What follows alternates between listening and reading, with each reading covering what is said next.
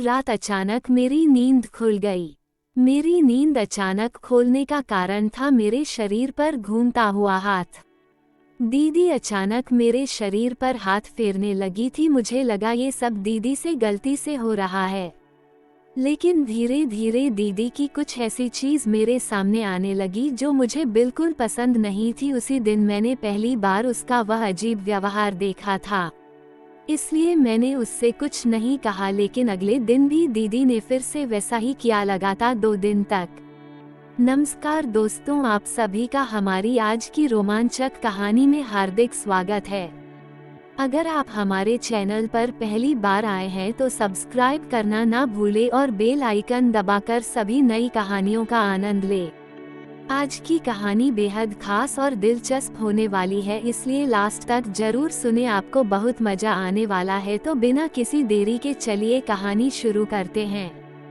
मेरी 24 साल की दीदी कुछ सालों बाद घर आई थी और उसकी शादी करने में कोई दिलचस्पी नहीं थी। इस कारण उसने पापा से बहस की और एक नई नौकरी के लिए दूसरे शहर चली गई। उसके लौटने के बाद से वह मेरे आसपास ही घूमती रहती थी। मैं 18 साल का था और दीदी के कमरे में रहने लगा। दीदी ने मेरी देखभाल की, खासकर जब मैंने थायराइड की दवा ली। एक रात मुझे उसकी अजीब हरकतें देखकर लगा कि कुछ ठीक नहीं है। मैंने पूछा कि वो मेरे शरीर पर हाथ क्यों फेर रही है, तो उसने कहा कि शायद उसे बुरा सपना आता है। इसी बीच मैंने देखा कि वो मम्मी पापा के कमरे में अक्सर जाती थी, जो मेरी दिलचस्पी को बढ़ा रहा था।